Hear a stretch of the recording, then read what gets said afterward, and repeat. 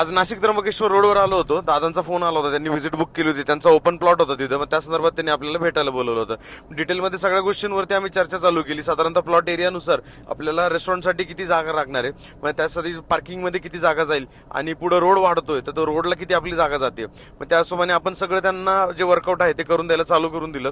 आणि एकंदरीत कॉस्टिंग किती जाणार आहे, कन्स्ट्रक्शन कॉस्ट किती जाते आपली, त्याच्यानंतर क्रॉकरी कॉस्ट किती जाते, त्याच्यानंतर जे अँबियन्स वगैरे आहे त्यासाठी आपल्याला काही पैसे किती अमाऊंट मध्ये लागणार आहे, टेबल खुर्च्यासाठी किती काय काय जात आहे आपलं, आणि किती स्पेस ऑक्युपाय होईल, आपल्याकडे काही स्पेस तिथे अवेलेबल राहते. सो तिचा आपल्याला पुरेपूर वापर कशा प्रकारे करता येईल याच्यामध्ये आमची डिटेलमध्ये चर्चा झाली. व्हेज करावं नॉनव्हेज करावं या विषयावरती डिटेलमध्ये चर्चा झाली. आपण त्यांना नॉनव्हेज करावं असं सांगितलं. आजूबाजूचा एकंदरीत क्राऊड बघितला तर आपण नॉनव्हेजला अट्रॅक्ट करू शकतो. नाशिकही तिथून जवळ आहे. सो सोशल मीडिया कशा प्रकारे आपण करू शकतो जेणेकरून चांगली मार्केटिंग झाली, व्हिडिओ चांगल्या पडल्या तर मग त्या हिशोबाने नाशिकमधलं लोकल क्राऊड आहे आपल्याला तिथे अट्रॅक्ट करतं सोपं पडेल. आणि मग असं सगळे त्यांचे जे काही पॉईंट्स होते की त्यानुसार त्यांनी 1 बाय 1 आपल्याला प्रश्न विचारत होते, त्यांनी जे काही पॉईंट्स काढून ठेवले होते.